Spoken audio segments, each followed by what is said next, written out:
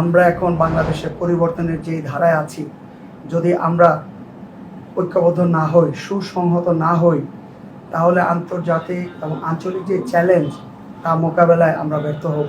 আর জাতীয় স্বার্থে, ক্ষুদ্র স্বার্থ, দলীয় স্বার্থ জাকের পার্টি সবসময় বিসর্জন দিয়েছে। আমাদের কাছে জাতীয় স্বার্থই সবচাইতে আগে। দেশের যে বিদ্যমান রাজনৈতিক সংস্কৃতি, পলিটিক্যাল কালচার, জাকের পার্টি শুরু থেকেই এই রাজনৈতিক সংস্কৃতির গুণগত পরিবর্তন চায়। আমরা শুধু চাই না, সেই লক্ষ্যে আমরা কাজ করে যাচ্ছি।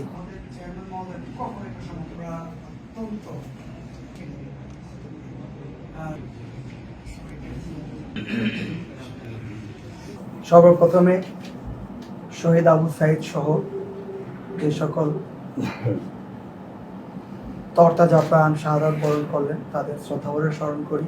একই সাথে যারা আহত হলেন অত্যন্ত নির্মমভাবে, সকলের জন্য আল্লাহর দরবারে রহমত কামনা করি, তাদের যেন দ্রুত সুস্থ হন।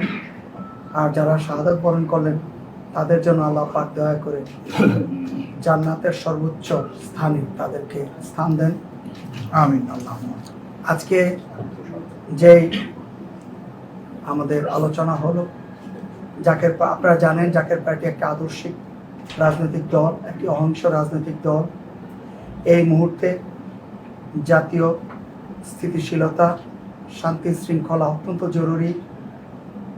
দেশের 3-4টি বৃহৎ ইসলামিক দলের মধ্যে জাকের পার্টি এবং জামায়াতে ইসলাম দুটি সর্ববৃহৎ দল।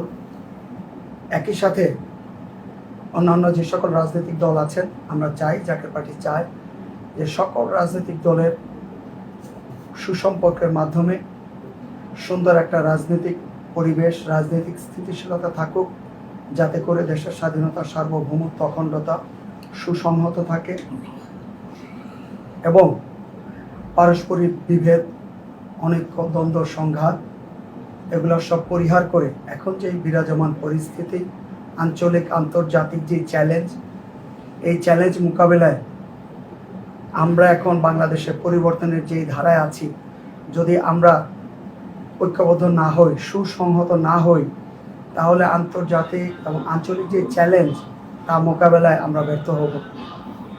সেজন্য জাতীয় ঐক্য অত্যন্ত জরুরি। রাজনৈতিক দলগুলির মধ্যে পারস্পরিক শ্রদ্ধা, কূটনৈতিক সম্পর্ক, সুসম্পর্ক অত্যন্ত জরুরি। এখানে একটি কথা আমি আবারও স্পষ্ট করি, যে জাতীয় পার্টি 14 দলীয় জোটে কখনোই ছিল না, বিএনপি নেতৃত্বাধীন জোটেও ছিল না।